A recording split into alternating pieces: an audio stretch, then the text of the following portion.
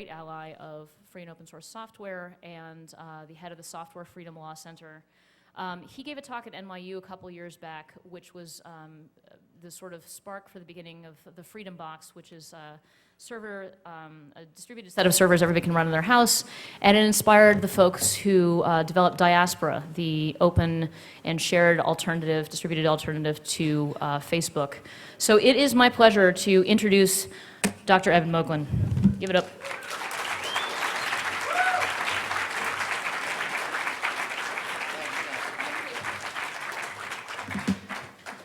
Thank you. It's a great pleasure to be here. I apologize for the preview in Forbes Online and the resulting Slashdot conversation about whether I understand the First Law of Robotics or not, which was very entertaining to me. But let me try to start from scratch while still making it as interesting as possible.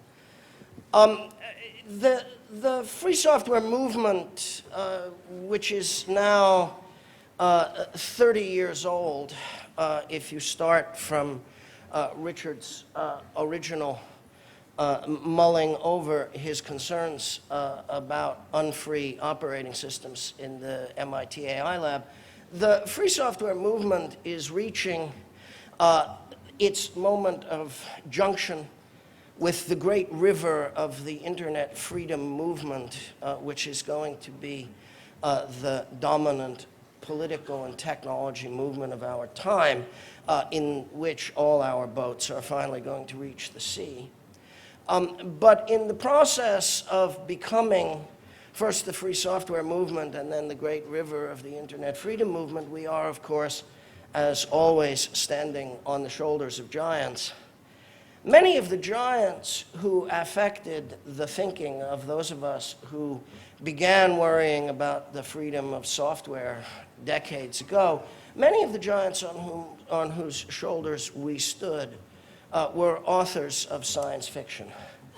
They were the great visionaries of the post-Second World War imaginative literature, which coped with the problem of the runaway technology that had transformed the world. You will recall that after the first terrible use of nuclear weapons in the world, Albert Einstein said, "We have changed everything except the way men think." And the culture of the post-war Western world, in the culture of the post-war Eastern world too, if you read as we did science fiction from both sides of the Iron Curtain, the culture of the post-war world was very heavily affected by the attempt to understand the implications of technology as imaginative authors, including Ray Bradbury, who recently left us, and many others, as imaginative authors tried to cast in new idealized forms moral, ethical problems with technology out of control.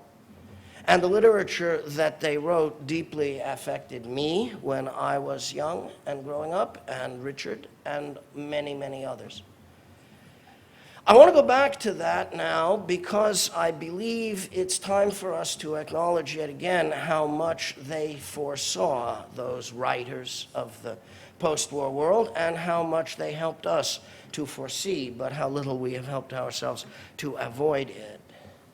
One of the staples of that science fiction of the 1960s that we read so avidly growing up was that by now, the middle of the first quarter of the 21st century, by now, it was assumed that human beings would be living in society commensally with robots. And many, many people tried to imagine the nature of that commensal biological coexistence between us and the robots, the androids we had built. Everybody understood that there were enormous ethical and moral dilemmas implicit in our living with robots, as there would also be enormous changes in the texture and fabric of ordinary human life from day to day. And the two elements, the nature of human life as lived in the company of robots, and the nature of the ethical and moral dilemmas implied by the attempt to do so, were fertile ground for some of the very greatest fiction that was written in that time, not least of which was Isaac Asimov's attempt to understand how we would confront the problem of runaway technology in life with robots, which produced, as many here will recall, as warmly as I do, all of the stories and the novels which were built out of the US Robotics Corporation and its positronic-brained creations. There, of course, from the beginning, the assumption was that robots would be humanoid. And as it turns out, they're not. We do, after all, live commensally with robots now. We do, just as they expected. But the robots we live with don't have hands and feet. They don't carry trays of drinks, and they don't push the vacuum cleaner. At the edge condition, they are the vacuum cleaner. But most of the time, we're their hands and feet. We embody them. We carry them around with us. They see everything we see. They hear everything we hear. They're constantly aware of our location, position, velocity, and intention.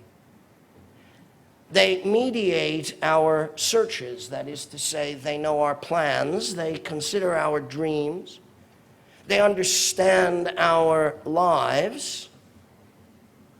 They even take our questions, like, how do I send flowers to my girlfriend, transmit them to a great big database in California, and return us answers offered by the helpful wizard behind the curtain, who, of course, is keeping track. These are our robots. And we have everything we ever expected to have from them, except the first law of robotics. You remember how that went, right? Deep in the design of the positronic intelligence that made the robot were the laws that governed the ethical boundary between what could and could not be done with androids. The first law, the one that everything else had to be deduced from, was that no robot may ever injure a human being. Robots must take orders from their human owners, except where those orders involve harming a human being. That was assumed to be the principle out of which, at the root, down by the NAND gates of the artificial neurophysiology of robot brains, down there where the simplest idea is. You remember, for Descartes, it was cogito ergo sum. For the robot, it was no robot must ever harm a human being. We are living commensally with robots, but we have no first law of robotics in them. They hurt human beings every day, everywhere. Those injuries range from the trivial to the fatal to the cosmic. Of course, they're helping people to charge you more. That's trivial, right? They're letting other people know when you need everything from a hamburger to a sexual interaction to a house mortgage. And of course, the people on the other end are the repeat players whose calculations about just how much you need whatever it is and how much you'll pay for it are being built by the data mining of all the data about everybody that everybody is collecting through the robots. But it isn't just that you're paying more. Some people in the world are being arrested, tortured, or killed because they've been informed on by their robots. 2 days ago, the New York Times printed a little story about the idea that we ought to call them trackers that happen to make phone calls rather than phones that happen to track us around. They were kind enough to mention the topic of today's talk, though they didn't mention the talk. And this morning, the New York Times has an editorial lamenting the death of privacy and suggesting legislation. Here's the cosmic harm our robots are doing us. They are destroying the human right to be alone. They are destroying the human right to do your own thinking. They are destroying the human capacity for disappearing into ourselves. Robots are changing humanity as the literature said they would. They're changing humanity quite deeply. And the way that they are changing humanity is not to make it more human. Instead, android quality is rubbing off on us, which was, of course, always implicit in the literature when it turned dark, that we might not be able to tell the difference after a while between the replicants and ourselves. So we've got a problem. I've tried to define the problem space in this talk. I don't propose that we can solve the problem this afternoon. We can recognize it. As I get older and grayer and further from that boy who read that science fiction, I realize that the rest of my life is going to be about this, and probably therefore some part of the rest of yours, if you see it the way I do. We have to retrofit the first law of robotics into everything. This is not going to be simple. The Slashdoters, who wanted me to remember that the purpose of the first law of robotics was trained in the positronic brain, well, of course they were right. That was the happy, imaginative part. You remember why that was. The assumption that Isaac Asimov made was that human beings would be afraid of robots, that they would be afraid to allow their children to be tended by robots or to have them in their homes. And therefore, without some assurance of the complete, engineered in from the very beginning quality of will never hurt a human being, that robots would not be adopted. That the capitalist motive of the robot maker, the U.S. Robotics Corporation, that the capitalist needs of the robot maker to create a safe market in which consumers would accept robots in their homes and with their children would require an absolute guarantee of engineered in safety, will never harm you.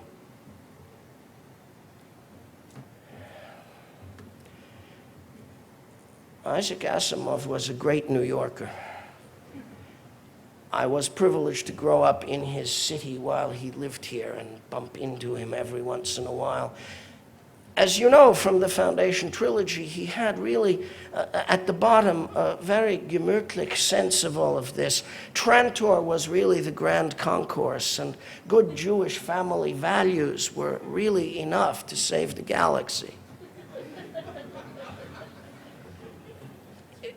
Unfortunately, this was the visionary part of the science fiction, and it isn't true. It was much easier to get people to hang robots around the necks of their children than anybody ever imagined. And it didn't require any promise that they would never, never, never harm anybody. All it required was little shiny things made by Count Dracula, the king of the undead. The purpose of the undead, as you know, is to make evil beautiful. That's what the undead do. They turn evil into something so erotically attractive, you can't keep your hands off it. And you don't mind having its hands on you. And he did that, the king of the undead. He's dead now.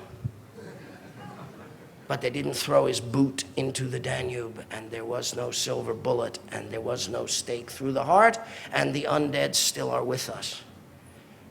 They're improving the screen and such like until another king of the undead who can build damned beautiful things is ready. But that's all it took. And now we put those things around our children's necks and we send them off to be harmed by the robot with whom they live. We have the problem that Einstein was talking about. We have changed everything except the way people think about this. The heuristics that humanity brings to the net are heuristics which assume that they know the direction in which danger comes at them, and they do not. So much has happened very quickly. It isn't that we haven't warned about it. The free software movement gave its warning all the way along, very rationalistically, scientifically, in hacker speak. However, and our great problem was always, how were we going to get people who didn't hack on things to understand the importance of being able to hack on things?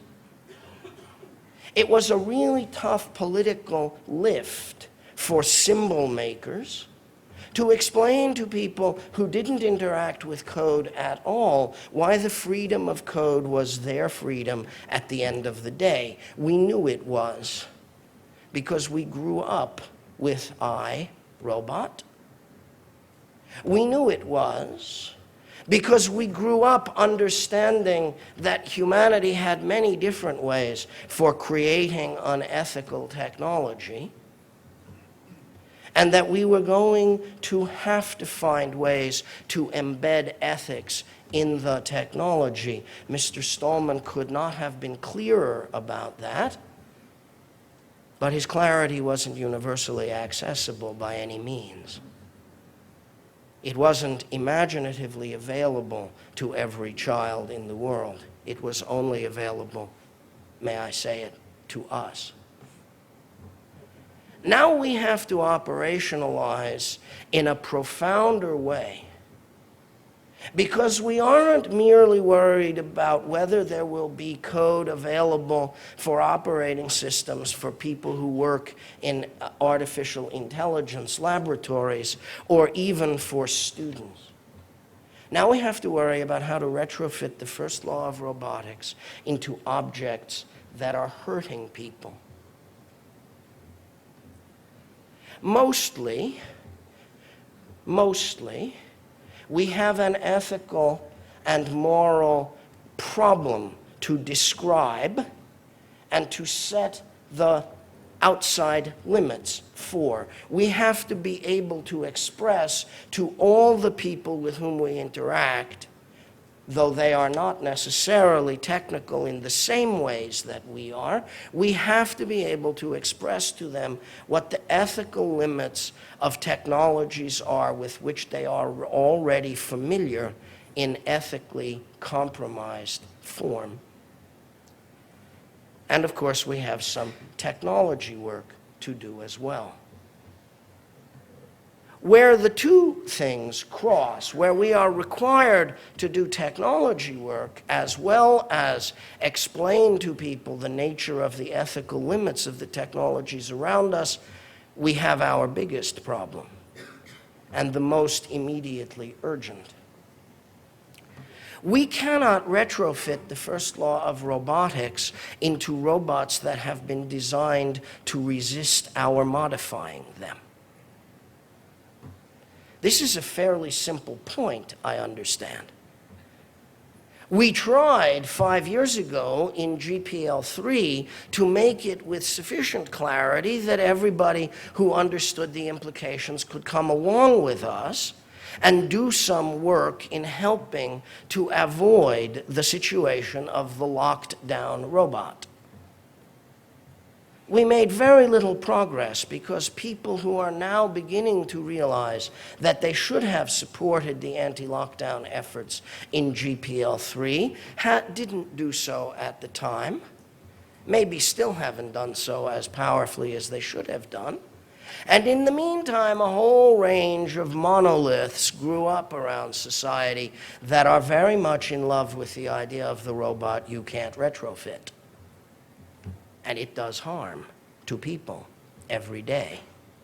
And you can't retrofit it because the cover's welded shut and it's booby-trapped by the DMCA and lots of other things. You can go to jail for trying to retrofit freedom into a robot under the wrong conditions, if that might mean the robot might sing a copyrighted song without permission of the composer, or show you a movie that you haven't paid for enough times yet.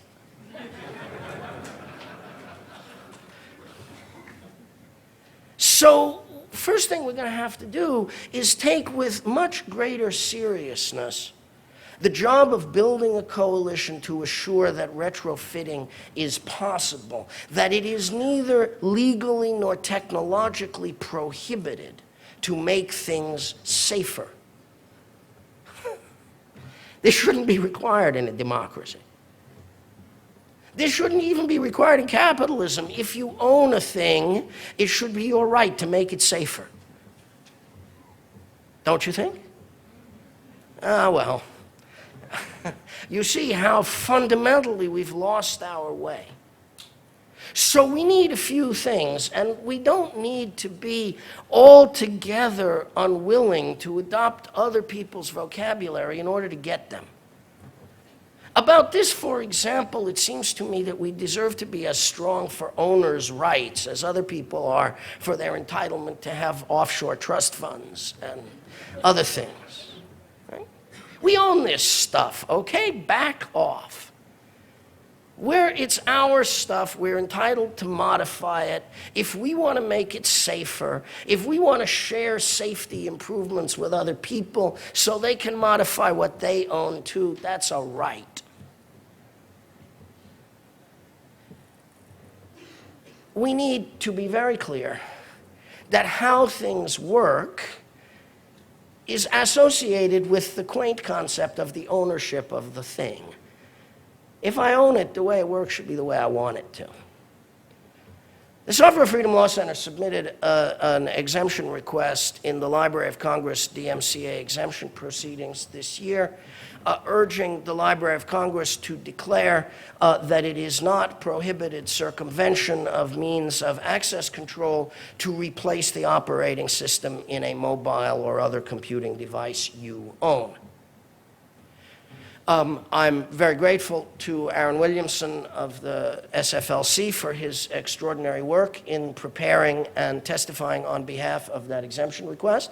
We're going to back it this time as strongly as we can. We hope the Library of Congress will see the wisdom of declaring that in this free market country you are free to modify devices that you've bought with money and that you are quaintly regarded as owning. It shouldn't require any more argument than that, but if it does, we have to double down and keep arguing. We have to point out that if devices are unsafe, it is a legal obligation to permit us to make them safer. If you sell an unsafe slicer in a delicatessen or an unsafe automobile, and you attempt to prevent people from modifying those devices to make them safer, if you're actually out there actively interfering with attempts to make them safer, then when people get hurt, you should be liable.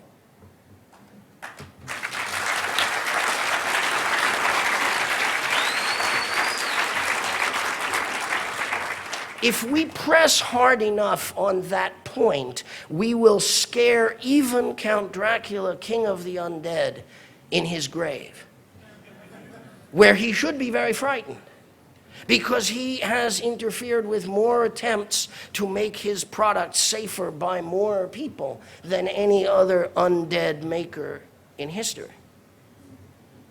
We need to establish the proposition that when people get hurt, when somebody's responsible for that, they pay for it if they have attempted to prevent us from preventing the harm.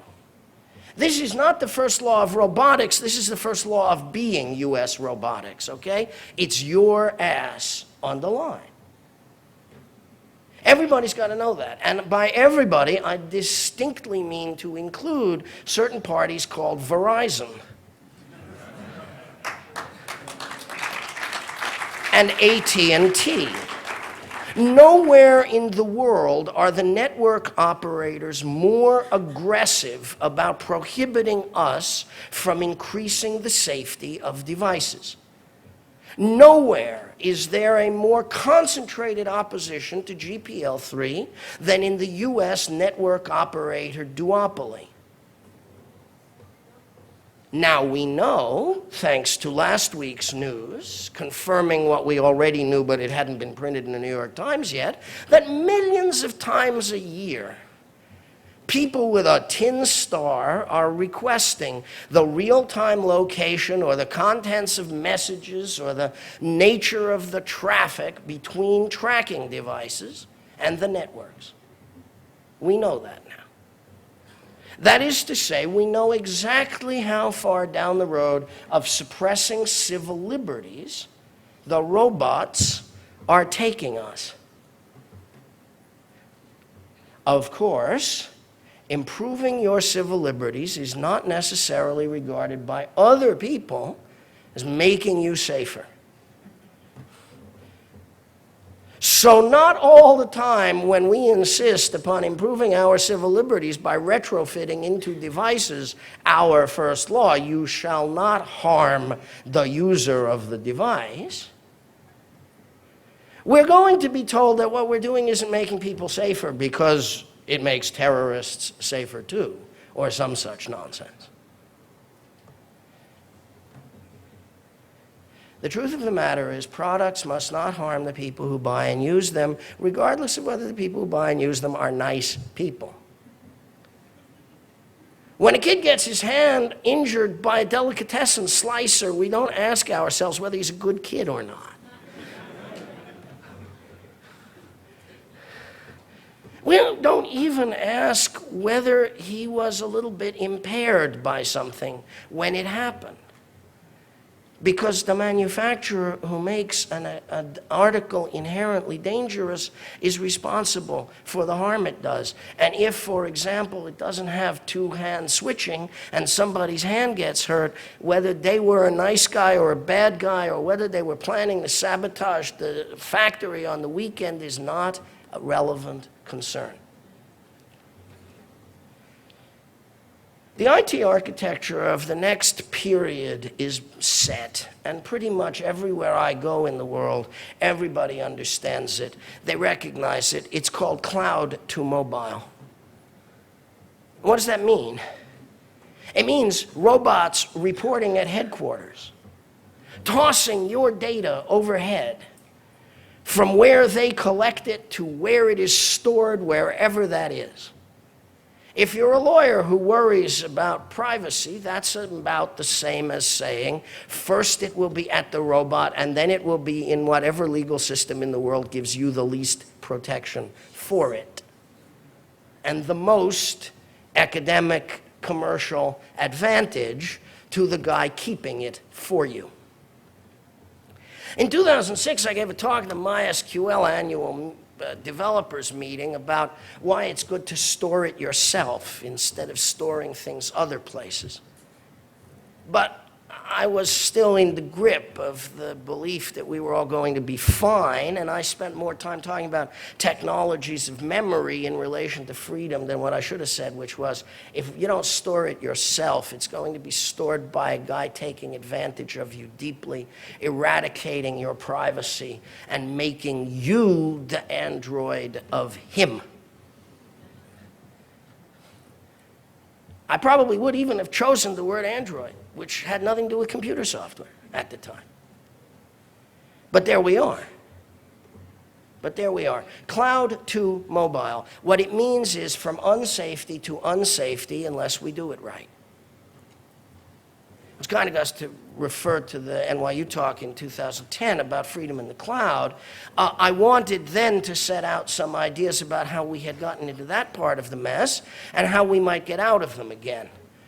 On that particular point, let me just say about Freedom Box that as of very soon now, by which I mean single-digit days, Debian will be natively supporting the plug server called the Dream Plug, and from it a variety of other plug servers. And Freedom Box will have moved into being Debian privacy, and we will be trying to deliver best possible privacy tools to every architecture, everywhere, all the time, and particularly to small, effective, power-sipping plug servers that can replace routers everywhere and make the network safer, for which work I am endlessly grateful to B. Del Garby and James Bazile and Nick Daly and many others who have been hacking on Freedom Box over the last 18 months. But what I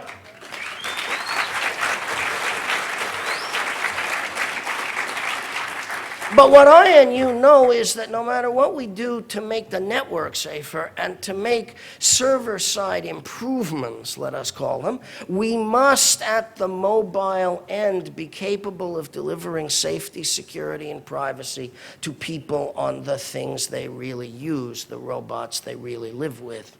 It won't do us any good to try and compete with US robotics and Count Dracula by saying you can buy a beige little box and plug it in on a wall at home. We have to get into the galaxy in your pocket, or the galaxy will have no freedom in it, no matter what they do on Trantor. So this raises questions beyond merely how are we going to get the code in the box, or how are we going to define what the code is? We're all real good at that, and I'm actually quite optimistic that we can hold up the technical end. We've been holding up the technical end all the way along. The free software movement has contributed a lot of freedom to the internet freedom movement it is becoming, and we're going to continue to contribute all the way until we win. But what we have to do, beyond all the stuff we're good at, is to do the thing that human beings haven't been good at so far. We have to be really alive to the danger, and we have to teach people that safety must be put in now, after we've already launched the boat. Well, okay, preaching is part of it. But preaching is effective where there's adequate dogma, that is to say, where we really understand the doctrine of what we're preaching. And so we have a little intellectual heavy lifting to do. What does it really mean to talk about hurting people? What does it really mean to talk about not hurting people or guaranteeing non-hurt to people in this complex environment in which, one, the robot's cognition has to be reduced to the level of our desire. It should not be listening to me when I didn't tell it to. It shouldn't be informing people of my location when I haven't said it can, and so on. But where that dialogue cannot possibly consist of punching OK or no on dialogue boxes on something every 10th of a second through a lifetime. We need to understand what services can be safely offered and which ones can't, or rather, how service design itself must be altered in order to produce safety for users. Location-directed or location-aware or location-based services are terribly important and terribly dangerous. And the primary problem is the real-time ascertainment of the location of human beings by those with power. It does very little good, in other words, to describe regulatory approaches to such services. Because the regulatory approach will always be engineered by government to say, you shouldn't do this unless you're us. Or you shouldn't do this unless we want you to. Or you shouldn't do this unless there's a court order or other authoritative communication telling you to start turning over real-time location data about human beings. The very senior US government official who told me back in March, well, we've learned now that we need to have a robust social graph of the United States, is reflecting the learning of all the governments on Earth in the last 14 months, when with great suddenness they all discovered that what they wanted was a robust social graph of their societies. You understand, of course, that we could put this in plain English for the people around us. We could say, this means the United States government intends to keep a list of everybody every American knows. That's not what we used to quaintly refer to as a free society. In fact, that's what I would call a dangerous neighborhood. And in that dangerous neighborhood, which it may not be possible to prevent ourselves from living in unless we learn how to exercise democracy really effectively about this, which is going to mean a lot of preaching and a lot of teaching. But in that very dangerous neighborhood, we have to understand that things that inform at headquarters where we are serious problems. I must admit that I find it kind of reassuring how naively confident Americans are. As I grew up to manhood and I started traveling around the world, I discovered that in most of, indeed all of the societies I went to except my own, people didn't really think that what they said on the telephone was private. And my friends in the Soviet Union were particularly aware of this, of course. I was too when I lived there briefly in the late 70s. What seems to me so amazing is that it is possible to sell people a thing and say, oh, you've got a personal assistant inside this object. And you can talk to her of course, in English, and say whatever you want, and we'll take it back to some warehouse data center somewhere, and then we'll send you an answer and tell you what to do. If the KGB had tried this, it would not have worked.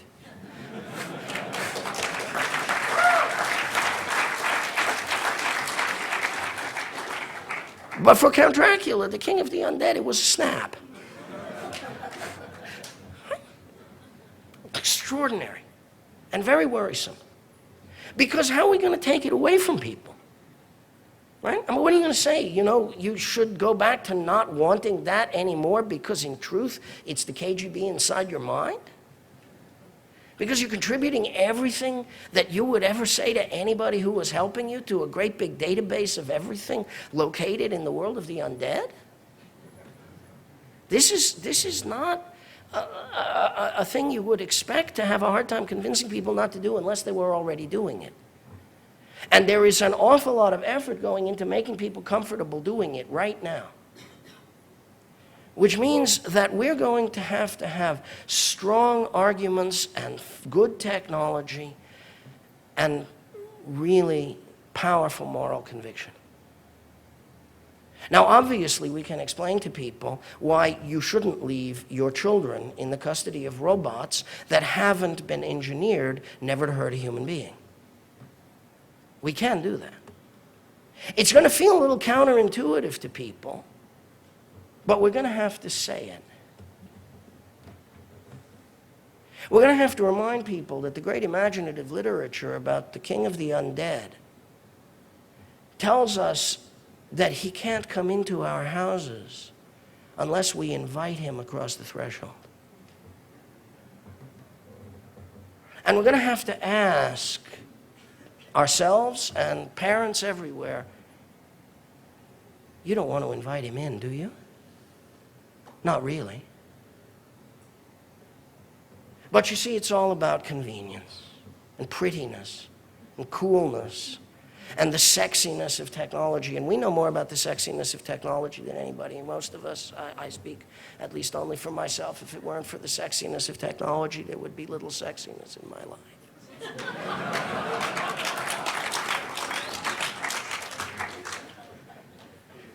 Notwithstanding which, there is a time when the evil is too beautiful. And we have to do something about it. As far as I'm concerned, this isn't a project. It isn't, this is what we need to do right now, and then we'll be done with it. Unfortunately, this is a way of life for us. Retrofitting the first law of robotics is going to take a long time, because they're building robots every day without it. And they're getting people more and more accustomed to the idea that you carry around a brain that isn't yours and it thinks about you for other people. That you have cognitive facilities that don't work for you in your pocket all the time, on the bed table every night. That the tracker is always there pretending to be a phone. That you're wearing the one ring that binds us all to them. It's really hard. It's really hard.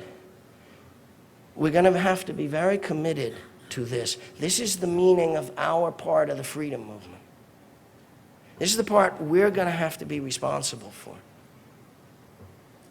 Because there are billions of people on Earth who are going to be trapped. And we know why. And we know how.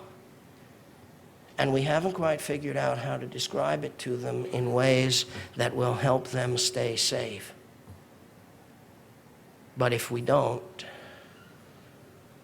it's going to be very dark. And all that hopeful science fiction that came from our attempt to believe that we could think our way into safety after building the bomb will have turned out to be true enough about the bomb, but not so true about the robots we are becoming. Thank you very much.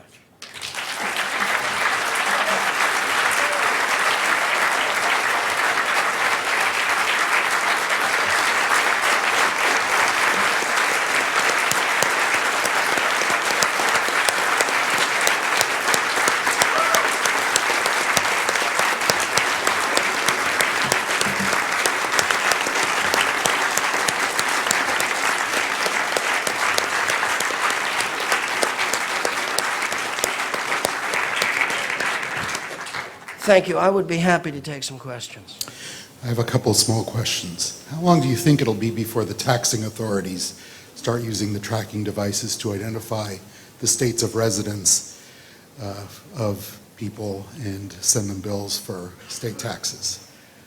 Well, as you will recall, when the Easy Pass first came into use, there were promises that it would not be used to send people speeding tickets by arithmetic calculation, a promise which lasted roughly a decade before it began to be broken. I do not think that that's a wrong general magnitude. The use of automated cameras for many kinds of enforcement are coming at high speed. And tax enforcement is at least a possible long-term use of certain kinds of very simple data mining.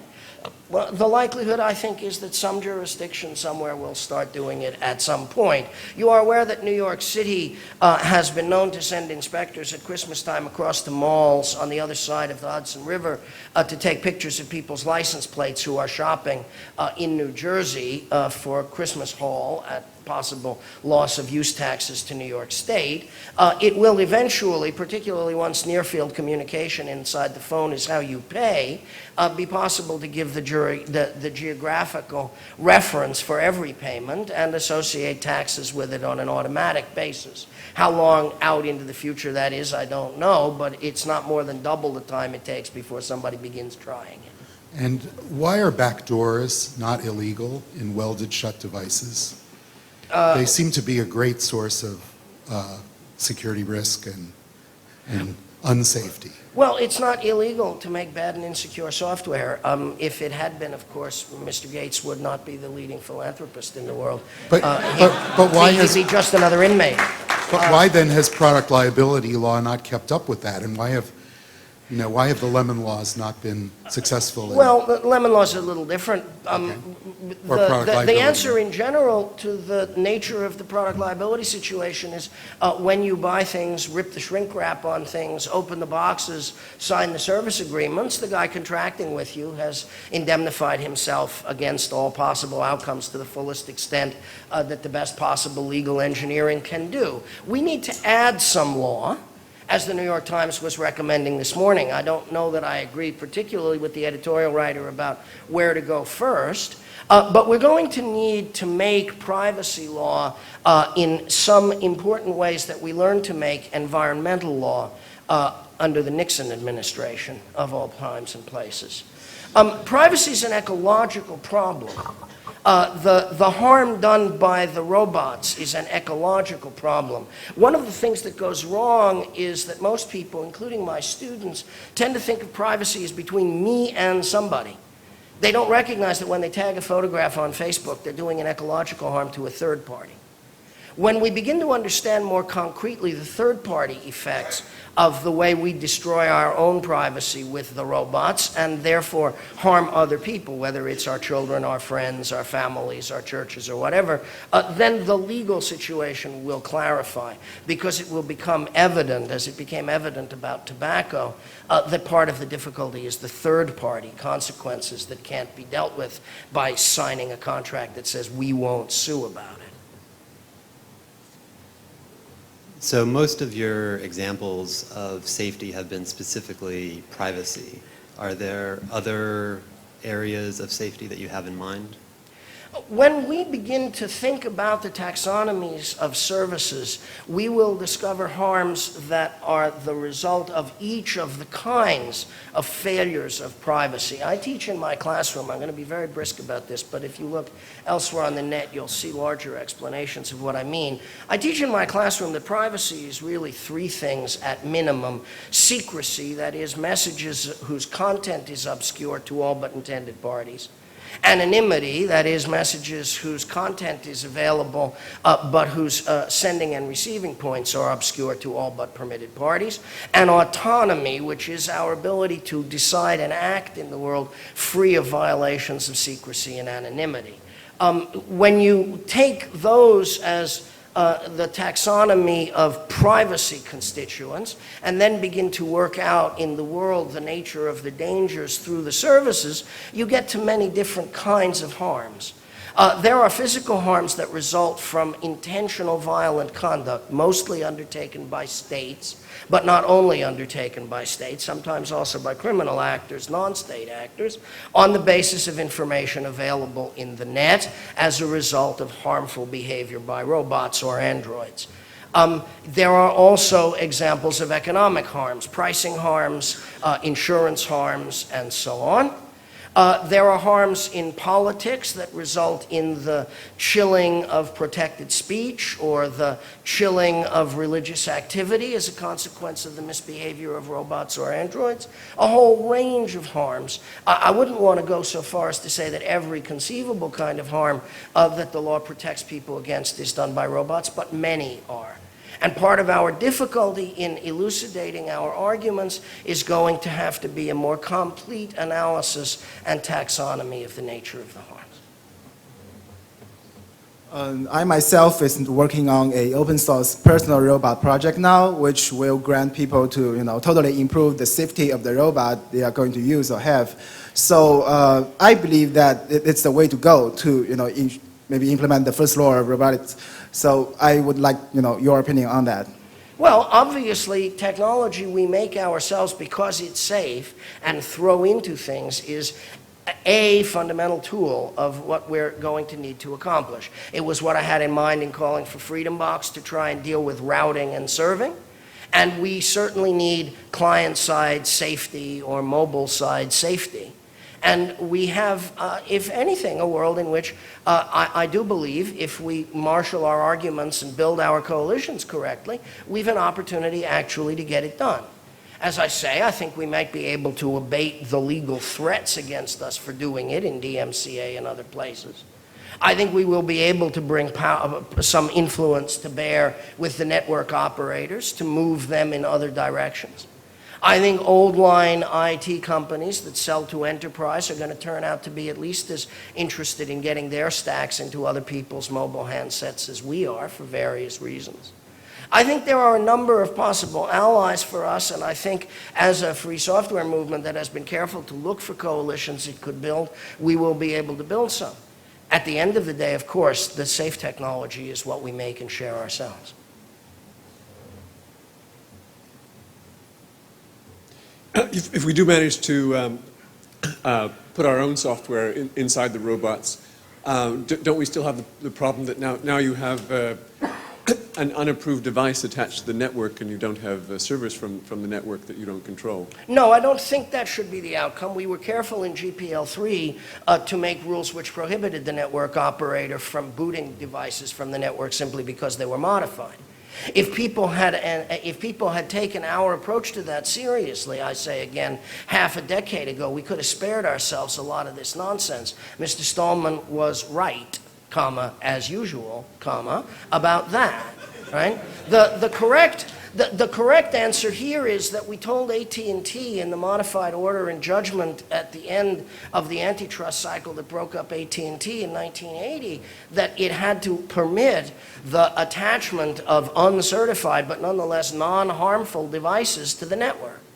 This same proposition has to be the case with respect to mobile networks. That's all. If the device is harmful, you can boot it. But if it isn't actually harming the network's operation, then there's no legal right to keep it off. That's the direction in which we need to go. And how do we get there?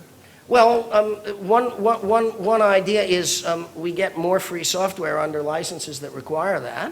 Until they can't do what they do without us. That's the strategy we used in some other contexts. Another possibility is we get the telecoms regulators to understand that they have the same reason for that they had for insisting on that rule in the era of the wired network.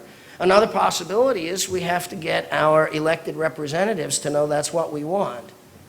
The minute they know it's what we want enough not to vote for them unless we get it, we'll get it. So somewhat related to that, getting the first law of robotics into electronic devices is definitely important. But how do we get that into corporate law as well? You don't, of course, because it's not in people. And while you may not believe that corporations are people, you can certainly believe they're made of people. This problem, how to get people to behave with intrinsically virtuous conduct and intention, is a long-standing human problem.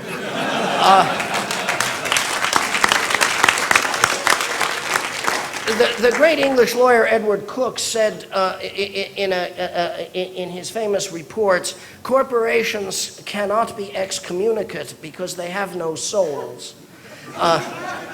A point which, while it was a narrow technical point in the case in which he was offering it, is also largely true, you understand. The king of the undead, Count Dracula, was particularly good, as you notice, in getting corporations to do evil things through beauty. He got the music industry in the world almost to destroy itself under the pretense that he was saving it. His ghost, in charge of the Apple Computer Corporation, has been doing it to the magazine publishers of the world, even when he was already temporarily descended into the grave. The problem of getting the corporations to do it right is not a problem that we can deal with by law if our long history of the legal regulation of collective enterprise is any indication. I think we really are trying to engineer for safety despite the natural tendency of human beings to do wrong.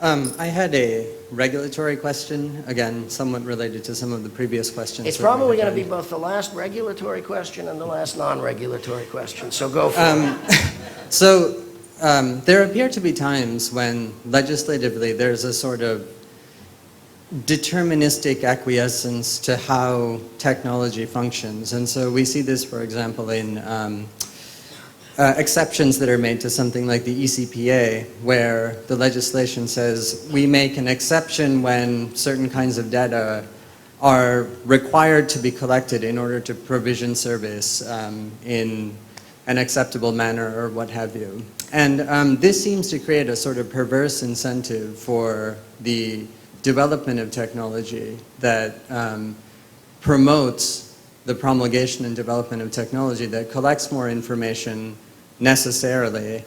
Well, I wanted to know what your thoughts were to sort of, maybe historically contextualize that. I don't think that the problem of collecting too much is now primarily a byproduct of careless regulation. The problem of collecting too much arises from the fact that the future of capitalism is in the data mining and control of its customers. When capitalist societies begin to depend more on consumption than they do on production for their overall economic health, and the GDP of the United States has been primarily consumption for more than 15 years now, then knowing how to control consumers becomes as important as knowing how to control productive machines was when the GDP was still primarily based upon production rather than consumption. What is happening is that we are automating and instrumenting the portion of the economy which is most powerfully important, namely consumption. Collecting information about consumers is the same thing as knowing how the mill machines worked to the capitalist of the 19th century. So what we are confronting is not the accident of perverse incentives created as a byproduct of unintended consequences of regulation. We're facing the fact that doing the wrong thing is the basis of future economic growth. We're not trying to destroy future economic growth, we're trying to compromise among values. That's what regulation is. It's a messy process. Of course it has unintended consequences. Naturally it creates perverse incentives because it's imperfect. But understanding the objective has to be clear. Productive capitalism met ecological constraints. It dirtied the water too much, it dirtied the air too much, it created too many difficulties that had to be constrained as negative externalities produced by production. The attempt to regiment and govern consumption through data mining raises ecological problems we must solve. Thank you all.